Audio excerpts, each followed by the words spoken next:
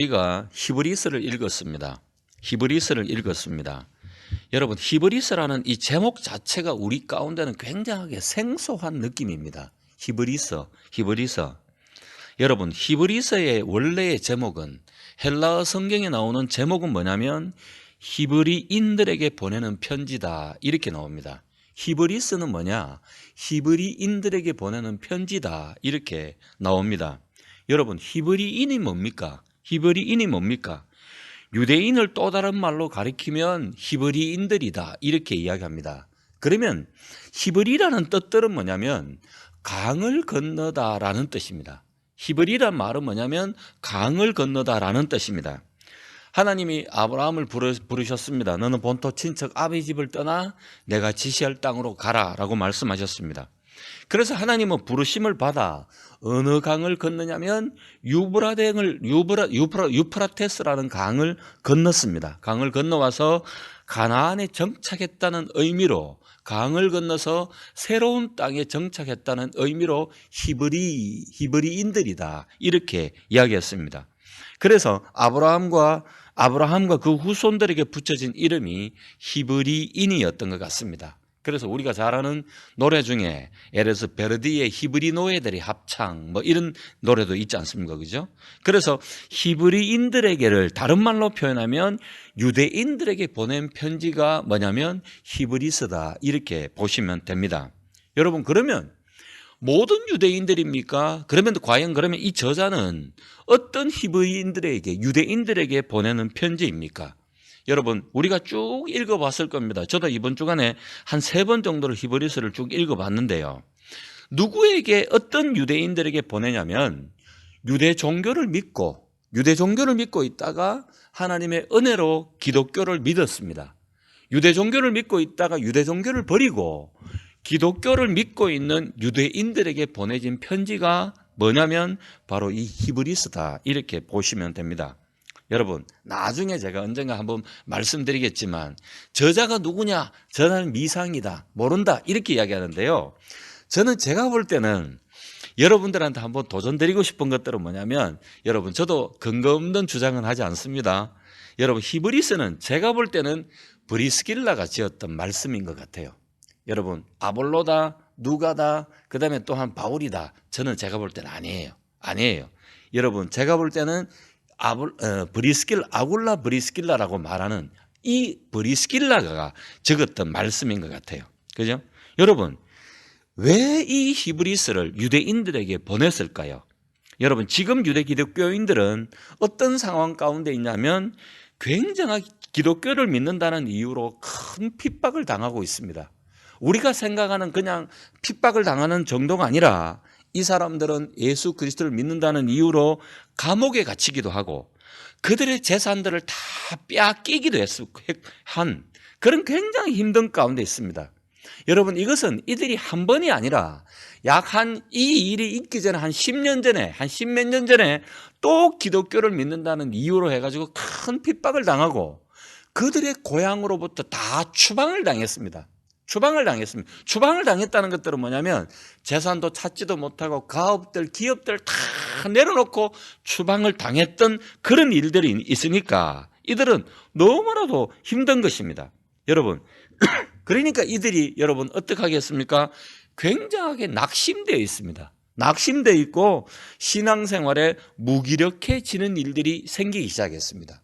그래서 여러분, 아까 우리가 읽었던 말씀들 중에 이들의 상태를 어떻게 표현하냐면 너희는 피곤해진 손과 연약한 무릎을 이렇게 세우고 저는 다리로, 이렇게 이야기합니다. 이들의 상황이 피곤해진 손과 연약해진 무릎과 뭔가 어그러지는 다리를 가질 수 있는 만큼의 너무나도 신앙적인 면에서 낙심되어 있었다는 것입니다. 여러분, 그런데 이들에게 더 낙심이 된 것들은 어떤 것이냐면 이런 것이에요. 여러분, 유대교를 믿고 있는 똑같은 유대인들인데 유대교를 믿고 있는 유대인들에게는 아무런 박해나 핍박이 없습니다. 어려움이 없어요. 여러분, 로마 정부는요, 유대인들이 믿고 있는 유대교에 대해서는 아무런 제재를 가하지 않았습니다. 이들에게는 그냥 자연스럽게 그들의 종교를 그냥 유지할 수 있도록 특혜를 준 것입니다. 여러분, 그러다 보니까 기독교를 믿는 유대인들에게 있었던 반응들은 뭐냐면 이런 것이에요. 다시 유대교로 돌아가자라고 그런 움직임들이 있기 시작합니다. 유대교로 돌아가자. 왜 유대교로 돌아가자라고 말하냐면 유대교와 기독교에는 아무런 차이가 없다. 차이가 없다. 기독교를 떠나 유대교로 돌아가자라고 하는 움직임들이 막 있기 시작하는 거예요. 여러분, 그것을 알았던 이 히브리서의 저자는 과연 돌아가려고 하는 이 유대인들에게, 기독교를 믿고 있는 유대인들에게 여러분 과연 어떤 권면을 했을 것 같았습니까? 여러분, 그것이 뭐냐면 바로 히브리서입니다. 여러분, 우리가 교회를 다른 종교를 믿고 있다가 아니면 처음으로 예수 그리스도를 기독교를 믿고 교회를 다니는 사람에게 여러분 첫 번째로 나타나는 여러 가지 일들 중에 이런 일들이 있습니다. 교회를 다니기 전에는 아무런 문제도 없었고 교회를 다니기 전에는 어려움이 없었는데 교회를 다니고 예수님을 믿기 시작하니까 어려움이 있기 시작합니다. 집안 사람들과의 갈등이 있기 시작합니다. 여러분, 그러니까 당황합니다. 그리고요, 실질적으로 어떤 일이 있냐면 육신의 어려움 가운데도 있고 자기가 하는 일들이 마치 뭔가 문이 닫힌 것처럼 되어지지 않는 경우들을 우리가 경험하게 됩니다. 여러분, 그렇다 보면 여러분 어떤 생각들이 드느냐면 내가 교회를 다니기 전에는 아무런 문제도 없었는데 내가 교회를 다니니까 이런 어려움이 생긴다라고 말하면서 교회를 떠나는 사람들이 있는 것들을 저는 많이 보아왔습니다. 여러분, 동일하게도 이 유대인들, 예수를 믿는 기독교인들이 되고 기독교인이 되기 전 유대교에 있을 때는 아무런 어려운 문제가 없었는데 기독교를 믿고 믿는다는 이유로 힘든 일이 생기고 핍박이 생기고 재산 몰수가 생기고 감옥에 갇히는 일을 당하니까 이들이 첫 번째로 내리는 결정이 뭐냐면 유대교로 돌아가자, 이렇게 되는 것입니다. 여러분, 유대교로 돌아가려고 하는 이 유대 기독교인들에게 여러분 히브리서 전체에서 여러분 이 저자는 어떤 권면을 주고 있습니까? 히브리서 저자도 동일하게 지금 유대인들이 겪고 있는 이 어려움을 이미 겪었던 사람입니다. 그러면서요, 여러분 하는 이야기가 뭐냐면 우리가 믿는 예수 그리스도가 어떤 분인지를 다시 한 번 더 강조하면서 설명합니다. 여러분, 이단들이 막 판을 칩니다. 이단들이 판을 칠 때 사도 바울은요, 이단들이 득세하는 교회에게 이단들의 가르침은 이렇다, 이단들은 이렇다라고 이야기를 하잖아요. 물론 그런 이야기를 하죠. 첫 번째로 하는 이야기는 뭐냐면 예수 그리스도가 어떤 분인지에 대해서 명확하게 다시 한 번 더 설명해 줍니다. 골로새가 그렇고요. 그 다음에 또한 예를 들어서 골로새서에서 충분히 득세하는 이단들의 가르침 앞에 예수 그리스도가 어떤 분인지, 예수 그리스도의 우월성, 예수 그리스도의 충만성, 예수 그리스도의 독특함을 예수 그리스도에 대해서 계속적으로 집중적으로 강조하는 것처럼 유대교로 돌아가려고 하는 자들에게 유대교보다도 더 탁월하신 예수 그리스도의 우월성에 대해서 계속적으로 설명하는 것들이 바로 무엇이냐면 히브리서입니다. 여러분, 유대교는요, 선지자들, 천사들, 모세, 여호수아, 아론의 대사장, 그리고 피의 제사, 이런 것들을 굉장하게 중요시 생각했습니다. 그래서 사도 바울은 이 저자는요, 이렇게 설명합니다. 우리 조상들이 옛적부터 믿었던 우리 존경하는 선지자들 감사하고 정말 좋지. 그러나 옛날에 여러 부분들과 여러 모양으로 선지자들에게 말씀하셨던 하나님이 이 모든 날, 이 마지막 날에 자기 아들 예수 그리스도를 통해서 완전히 자신의 모든 뜻들을 예수 그리스도라는 그 아들을 통하여 하나님의 뜻들을 온전히 다 드러내었다라고 말하면서 선지자들보다도 더 우월하신 예수 그리스도에 대해서 이야기를 합니다. 그리고 유대인들은요, 천사들을 참 이 사람들은 중요시 생각했던 것 같아요. 내려오는 전설 중에 뭐냐면 예를 들어서 십계명을 그들은 천사들이 그들에게 준 것이다, 천사들로부터 받았다라고 생각하는 그런 경향들이 있었던 것 같아요. 그러니까 이 저자는 말하기를 하나님이 천사를 향하여 너는 내 아들이라고 말한 적이 있더냐. 그러나 하나님은 예수 그리스도를 향하여 너는 내 아들이다.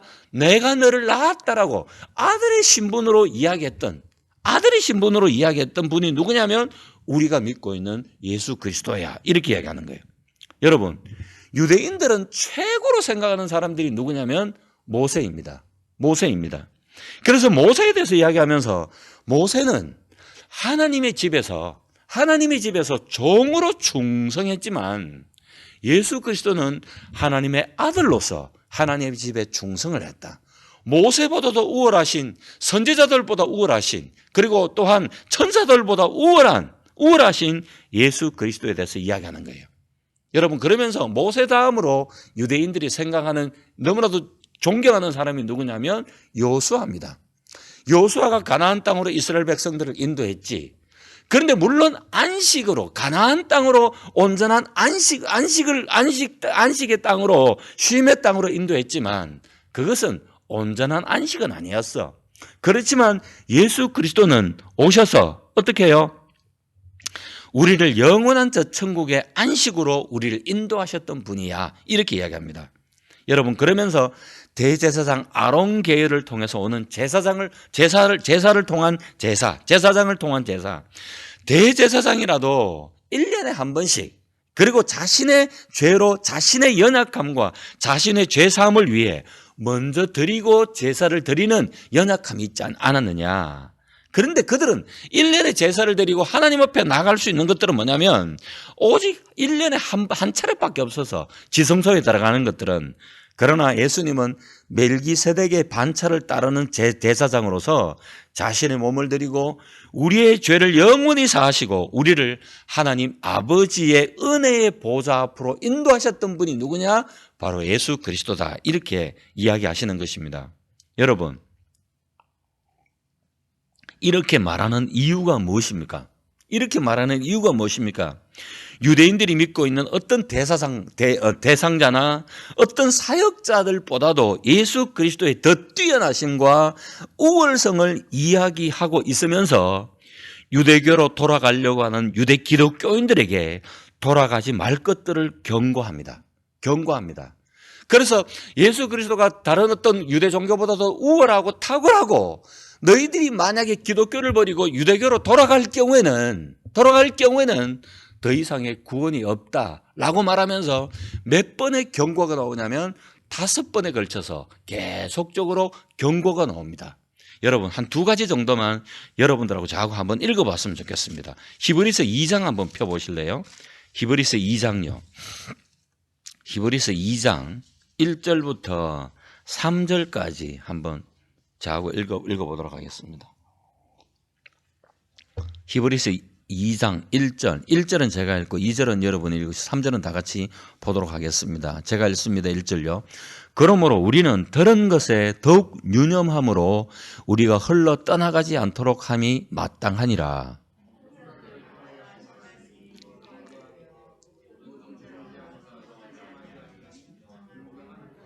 3절 다 같이요. 시작.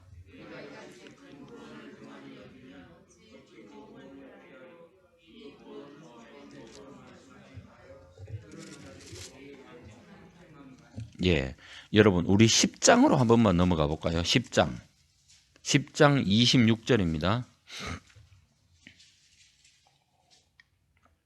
10장 26절입니다. 26절부터 29절까지. 26절 제가 알고 27절 여러분 읽고 합니다. 우리가 진리를 아는 지식을 받은 후에, 여러분 이건 뭐냐면 예수 그리스도를 믿고 난 이후에 이 말입니다. 그죠?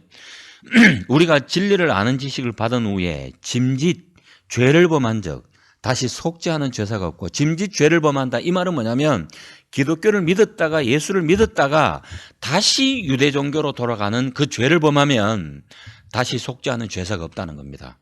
27절 여러분 한번 읽으십시오.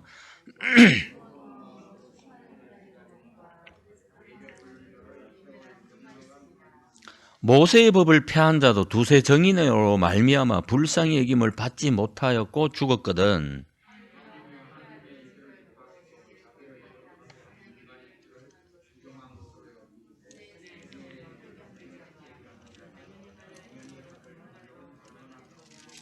아멘.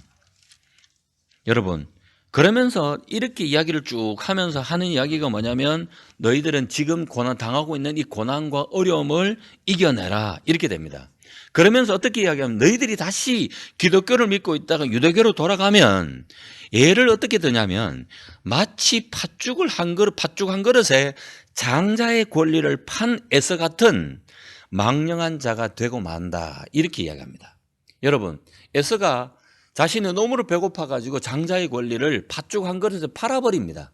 그것이 망령되다 이야기를 하는 거예요. 그래서 마치 우리가 하나님의 은혜를 받고 하나님의 은혜를 받고도 하늘의 은사를 맛보고 성령의 참여바가 되었다가 타락을 하면 다른 종교로 유대 종교로 돌아가면 다시 새롭게 할 수 있는 회개가 없다라고 이렇게 이야기하는 것입니다. 여러분, 유대교는 구원이 있습니다. 사랑하는 여러분, 우리가 사는 시대는 지금은 포스트 모더니즘 종교다원주의 시대입니다. 종교다원주의 시대는 쉽게 말하면 이런 거예요. 우리 집 앞에 큰 산이 있습니다. 산이 있는데 산의 정상에 올라가는 방법들이 A 코스가 있고 B 코스가 있고 C 코스가 있고 D 코스가 있다 이렇게 이야기합니다. 그런 경우를 이야기하면서 우리가 구원을 얻는 방법은 A 코스, 기독교를 통한 구원이 있고 그 다음에 불교를 통한 구원이 있고 유교를 통한 구원이 있고 모슬림을 통한 구원이 있다 이렇게 이야기하는 것들이 종교다원주의입니다. 사랑하는 여러분, 저는 모든 사람들에 대해서 저는 모든 종교에 대해서 저는 비판하는 것이고 아니고 그들이 잘못됐다는 것이 아닙니다. 사랑하는 여러분, 기독교는요 다른 것들은 다 타협하지만 한 가지는 타협하지 못할 길이 있습니다. 그거는 뭐냐면 다른 종교는 구원이 없는 것입니다. 다른 이름으로서는 구원을 얻을 수 없나니 천하인간에 우리에게 구원을 얻을 만한 다른 이름을 주신 이 없다라고 그 믿는 것들이 바로 뭐냐면 기독교고 우리가 믿는 종교입니다. 믿습니까? 그러니까 뭐냐면 바로 그런 것을 믿을 때만이 우리 가운데 주어지는 생명이 종교입니다. 그러니까 기독교는요 믿으면 좋다 나쁘다는 게 아니에요. 기독교를 믿으면 우리 가운데 유일한 생명을 얻을 수 있는 것들이 바로 기독교라는 것입니다. 여러분, 이 생명은 죽어서 얻을 수 있는 영생이라는 그 생명입니까? 그것뿐만 아니에요. 오늘을 살아가는 우리들에게도 충분히 생명을 줄 수 있는 것입니다. 그래서 우리가 수요일날 이야기했던 경건에 이르기를 염선파라. 경건은 범사에 유익하니 이는 금생과 내생의 약속이 있다. 금생은 뭡니까? 오늘을 살아가는 우리.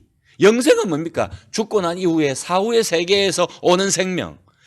오늘을 살아가는 우리들에게도 생명의 약속을 주는 것들이 기독교고 또한 죽은 이후에도 생명의 약속을 주는 것들이 바로 기독교임을, 그러니까 기독교는 뭐냐면 사느냐 죽느냐의 생명의 종교라는 것입니다. 사랑하는 여러분, 그래서 오늘 본문으로 다시 한번 더 와봅시다. 유대교로 돌아가려고 하는 자들에게, 이런 자들에게 우리가 읽었던 12장을 통한 어떤 권면이 있는지를 한번 보자는 것입니다. 한 세 가지로 이야기하는데요. 이 저자는 첫 번째로 이렇게 이야기합니다. 믿음을 가지고 인내하며 살아온 허다한 정인들이 있다. 이렇게 이야기합니다. 여러분 12장 1절 한번 볼까요? 다 같이 한번 읽어보겠습니다. 시작.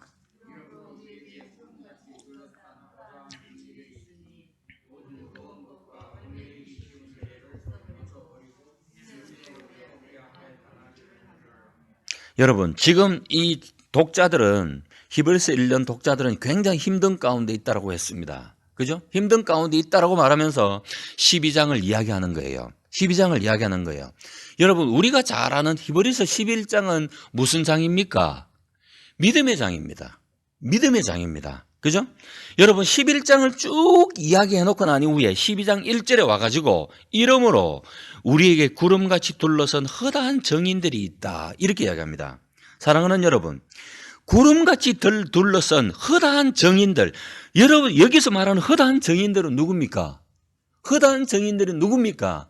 여러분 히브리서 11장에 나오는 믿음대로 살았던 구약의 선배들, 구약의 성도들이 뭐냐면 허다한 정인들입니다. 허다한 정인들이에요. 여러분 저는 이 말씀을 보면 어떤 그림이 떠오르냐면 여러분 마라톤을 뛰었다 칩시다. 41.19 마라톤을 뛰고 마지막으로는 그 어떤 트랙을 한 바퀴를 돕니다.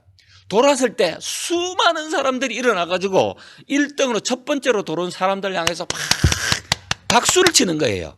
사랑하는 여러분, 우리들은 신앙은 뭐냐면 경주와도 같습니다. 마치 마라톤과 같습니다. 너무나도 고난과 핍박과 감옥에 갇히기도 하고 어떤 면에서 눈물을 흘리며 신앙생활 하는 그 사람들에게 먼저 신앙의 선배들이 10월에서 11장을 통해서 어려움 가운데 힘든 가운데 목숨을 바쳐가면서 신앙생활을 지켰던, 인내하면서 지켰던 그 허다한 정인들이 마지막 트랙을 돌려고 하는 우리들에게 일어나가지고 박수를 쳐주는 허다한 정인들이 누구냐면 히브리서 11장에 나오는 믿음의 장인들입니다. 믿음의 선배들입니다. 아브라함과 이삭과 야곱과 다윗과 노아와 수많은 구약의 믿음의 선배들의 믿음의 삶에 대해서 이야기하면서 너희들이 당하는 지금 어려움과 시험과 환난, 이 어려움과 환난은 지금 너희들만 당하는 어려움이 아니야. 너희들이 잘 아는 구약의 믿음의 성도들, 선배들이 다 똑같은 너희들이 겪었던 어려움을 지금 겪었고 그들이 인내로 말미암아 이 신앙생활에 대해서 이겨냈던 사람들이야. 이렇게 얘기하는 거예요.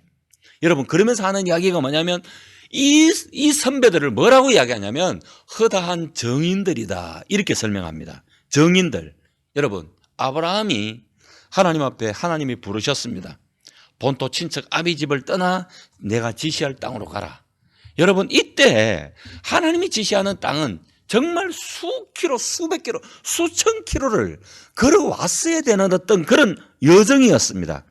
그런데 하나님의 말씀을 듣고 떠나왔을 때 여러분 얼마나 아브라함은 두렵고 떨렸겠습니까?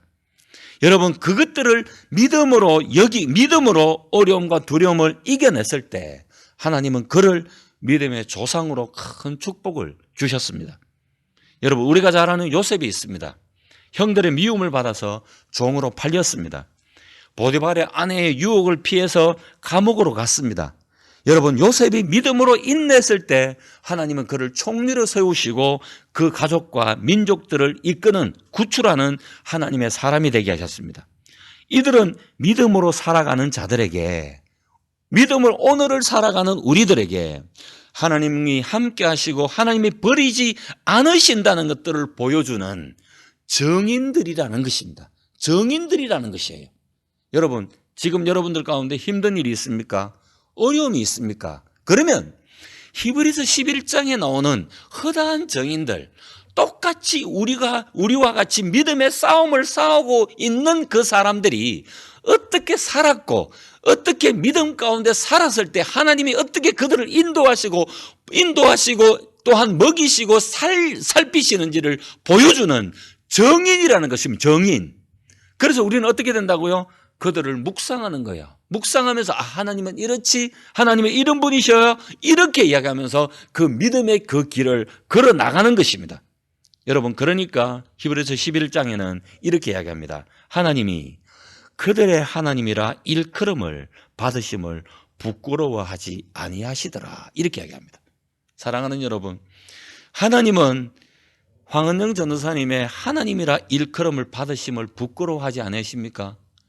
이명호의 하나님이라고 일컬음을 받으심을 부끄러워하지 않을 만큼 여러분 지금 어려움 가운데 믿음의 선배들처럼 그 믿음을 지키면서 나아가고 있습니까? 그러면서 또 다른 정인으로 누구를 소개하냐면 이 저자는 예수님을 소개합니다. 예수님은 그 앞에 있는 즐거움을 위하여 십자가를 참으사 부끄러움을 개의치 아니하셨더라. 여러분 이 십자가는 이방인들에게는 너무나도 끓이끼는 너무나도 이 수치스러운 죽음이었어요. 여러분 온전히 발가벗긴 상태에서 다 죽이는 어떤 수치들을 예수 그리스도는 자기 믿는 성도들의 죄와 사망으로부터 구원 얻는 그 즐거움 때문에 십자가의 수치와 부끄러움을 능히 인내함으로 이길 수 있었다라고 말하면서 지금 너희들이 당하는 이 고난을 능히 이겨나가라 이렇게 이야기하는 것입니다. 사랑하는 여러분, 수많은 구약의 성도들 예수님의 십자가 고난 당하심 이런 것들을 참고 견디심으로 말미암아 우리에게 구원을 주시고 하나님의 우편에 앉으신 것처럼 너희들이 당하는 고난을 인내로 이겨나갈 것들을 첫 번째로 격려하고 있습니다. 여러분, 두 번째는 뭐냐면 우리들이 받는 고난에는 하나님의 뜻이 있다, 이렇게 이야기합니다. 여러분, 우리가 5절을 다 같이 한번 읽어보겠습니다. 12장 5절요. 다 같이요. 12장 5절 시작.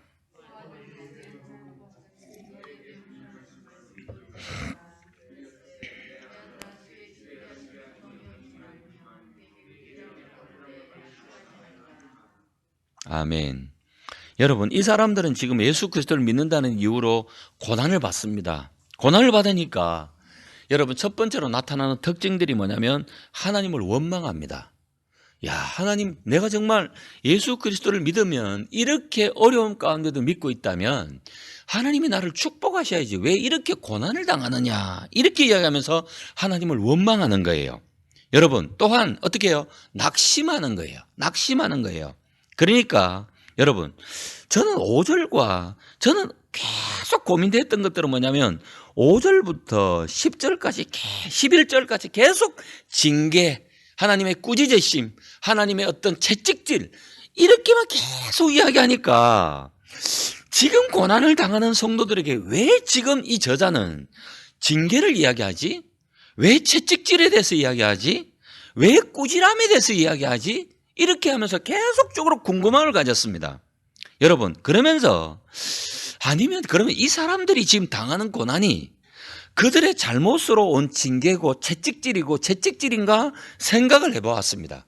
그러면서 이 책, 저 책 계속적으로 찾아보다가 제가 다른 성경을 보면서 여러분, 계속적으로 나오는 이 징계를 조금, 우리는 보통 보면 징계를 어떻게 되냐면 뭔가 어떤 하나님의 때리심, 매를 때리심, 뭐 이렇게만 생각하는데, 여러분, 징계라는 원뜻은요, 헬라어 원뜻은 뭐냐면 여러분, 아이를 훈련시키다, 아이를 만들어가다, 이런 뜻을 가지고 있답니다.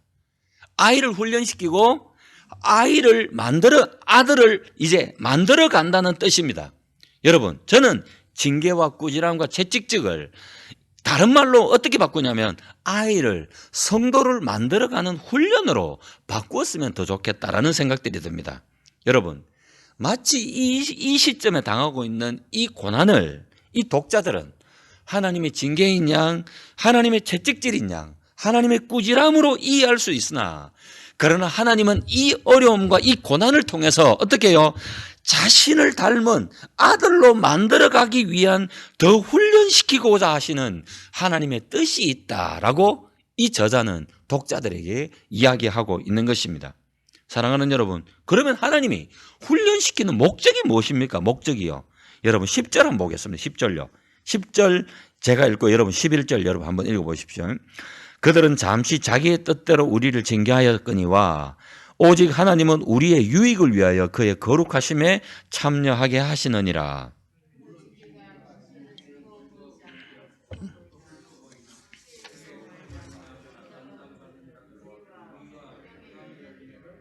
아멘. 여러분, 그랜드 주석에는요, 이 부분에 대해서 어떻게 해석하냐면 이렇게 해석합니다. 우리를 낳아준 아버지는 잠시 동안 자기의 판단대로 우리를 견책하지만 하나님께서는 우리를 당신처럼 거룩하게 만드시려고 견책하시는 것입니다.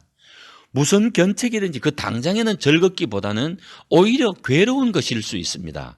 그러나 이러한 견책으로 훈련받은 사람은 마침내 평화의 열매를 맺어 올바르게 살아갑니다. 이렇게 이야기합니다. 여러분, 한번 봐요. 며칠 전에 제 친구한테 문자가 왔습니다. 문자를 가만히 보는데 참 내 마음 가운데 와닿던 글이 있어서 여러분들한테 소개하려고 합니다. 여러분, 영어에 보면 생각하다는 말이 think입니다. think, 그죠? 그 다음에 감사한다라는 말은 뭐냐면 thank you입니다. 여러분, think는 뭐냐면 think입니다. 그리고 감사하다는 말은 뭐냐면 thank입니다. thank. 여러분, 감사하다, 생각하다, 요거는 뭐냐면 영어에 같은 어원에서, 같은 뿌리에서 나온 것이라고 합니다. 여러분 봐요. 우리가 가만히 깊게 생각하면 우리는 감사가 나옵니다. 하나님, 우리가 그냥 이 현실을 단순하게 내가 당하는 고난, 왜 하나님이 나에게 내가 예수 그리스도를 믿는데 왜 이렇게 고난을 당하게 하지? 왜 어렵게 하지? 이러면 원망과 불평이 나오지만, 낙담되지만, 하나님이 이 말씀을 통해서 왜 나에게 이런 고난을 주시지? 아, 그렇구나. 이 고난을 통해서, 이 훈련을 통해서 하나님의 아들로 만들어 나가시기 위한 과정이구나 라고 생각하고 생각하면 어떻게 된다고요? 아, 감사하게 된다는 것입니다. 사랑하는 여러분, 지금 우리가 당하고 있는 코로나의 어려움은 절대로 하나님이 우리 가운데 주신 하나님의 징계의 채찍질이 아닙니다. 여러분, 그러나 이때 우리가 해야 될 일이 뭐냐면 하나님의 징계가 아니라면 과연 우리에게 요구하시는 것은 뭘까? 우리는 think 하셔야 됩니다. 생각하셔야 합니다. 생각하고 또 생각하고 또 생각하면 우리는 어떻게 되냐면 감사할 수가 있다는 것입니다. 우리를 이 코로나로 말미암아 우리를 아들로 만들어 가시려는 훈련의 과정임을 깊이 묵상하시고 인내하시기를 부탁드립니다. 사랑하는 여러분, 저는 제 스스로는 아직까지도 이 코로나를 통해서 하나님의 뜻들이 내 마음 가운데 확 와닿지를 않아요. 와닿지를 않는다 하면 표현이 좀 그럴지는 모르겠지만 제가 이 코로나로 말미암아 내 마음이 그렇게 가난해지질 않아요. 내 마음이 가난해지면 하나님에 대해서 간절하게 내가 하나님을 바라볼 것인데, 여러분 죄송합니다. 아직까지도 내 마음이 그렇게 가난해지질 않아요. 사랑하는 여러분, 우리 사랑하는 성도들 가운데 이 코로나로 말미암아 예배를 드리질 못하고 때로는 어떤 가정에, 그리고 또한 어떤 우리들이 하는 일에 문제가 생길 때, 여러분, 하나님이 분명코 우리 가운데 요구하시는 것들 중에 첫 번째는 뭐냐면 우리의 마음이 가난해져서 마치 목마른 사슴이 목마른 사슴이 물을 마시기 간절하게 바라는 것처럼 하나님을 바랄 때 여러분, 저는 이 과목이 끝날 것 같습니다. 사랑하는 여러분, 이 시간이 지나가겠지 이것이 아니라 하나님이 요구하시는 것은 뭘까? 우리의 마음이 가난해지는 것이다. 가난해지고 하나님을 바라보는 것이다. 여러분, 절대로 원망과 불평하시면 안 됩니다. 여러분, 그러면 이 과정을 이겨나갈 수가 없습니다.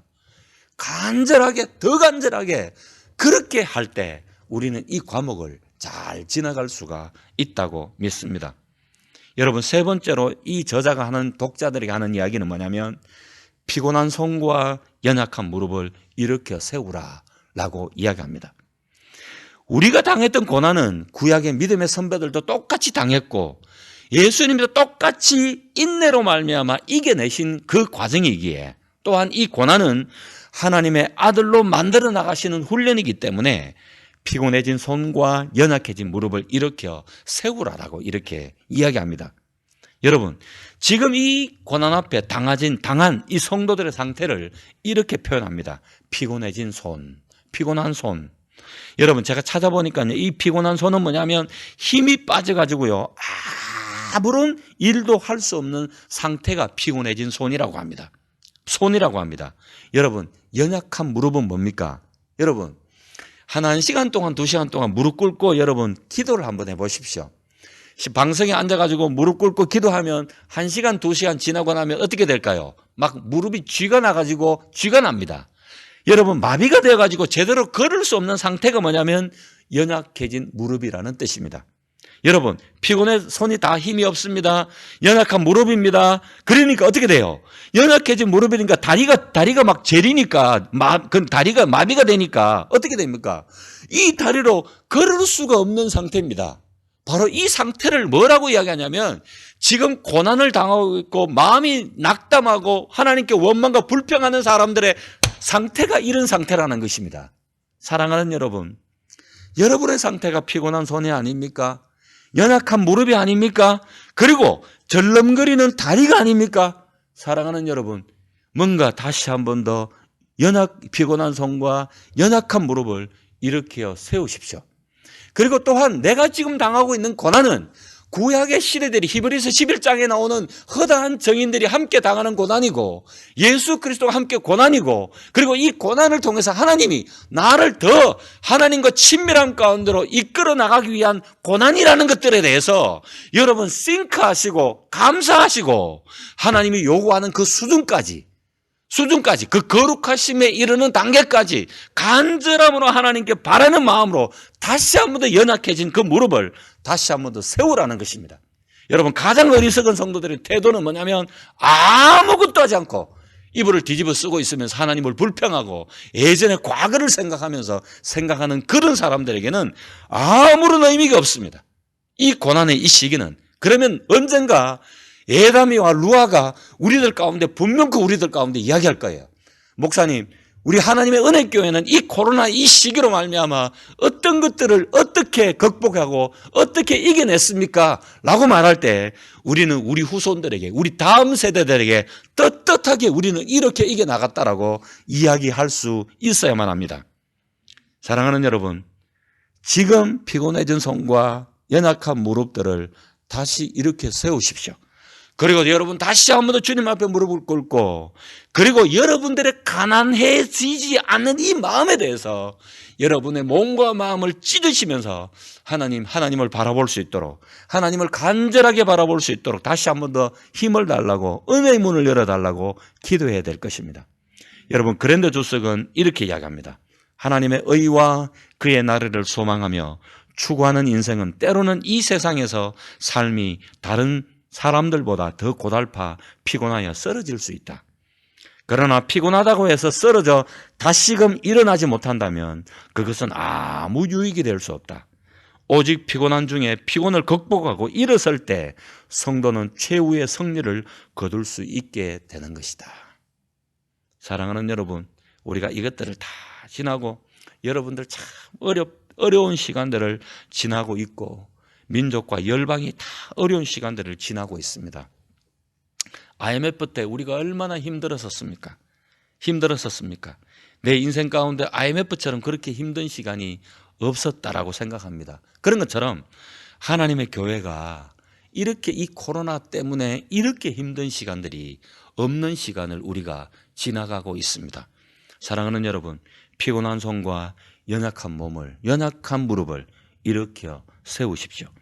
여러분 마지막으로 히브리서 10장 말씀만 읽고 우리 말씀을 마치려고 합니다. 히브리서 10장 32절에서 39절입니다. 39절입니다.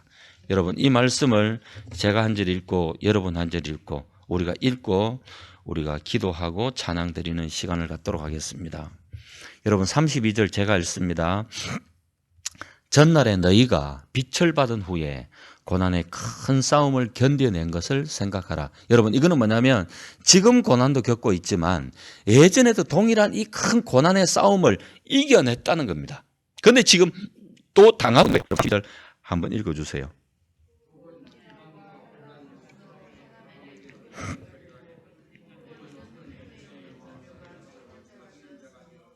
너희가 갇힌 자를 동정하고 너희 소유를 빼앗기는 것도 소유를 다 빼앗겼어요. 소유를 빼앗기는 것도 기쁘게 당한 것은 더 낫고 영구한 소유가 있는 줄 알미라. 너희에게 인내가 필요함은 너희가 하나님의 뜻을 행한 후에 약속된 것을 받기 위함이라.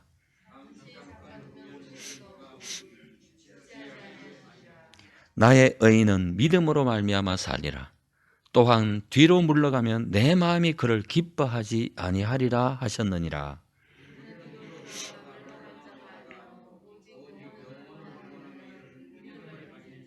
여러분 우리는 뒤로 물러가 멸망할 자가 아닙니다. 우리가 뒤로 물러가는 자가 아닙니다. 앞으로 저 전진하여서 영혼을 구원함에 이르는 믿음을 가진 자요. 또한 뭐라고요? 나의 의인은 오직 의인은 믿음으로 말미암아 살리라. 우리 조상들이 그랬던 것처럼 우리 사랑하는 선배들이 그랬던 것처럼 그 길을 따라가는 거예요. 여러분 피곤해진 손과 연약한 무릎을 일으켜 세우십시오. 그리고 그럴 때 여러분 수많은 허다한 정인들이 우리의 그 길을 보고 우리를 위해서 박수를 쳐 보내실 것이고, 저 하늘에 있는 임덕규 목사님도 동일하게 여러분들의 신앙생활을 격려하며 기도하며 여러분들 가운데 큰 박수를 보내고 있을 줄로 믿습니다. 여러분, 오늘 들었던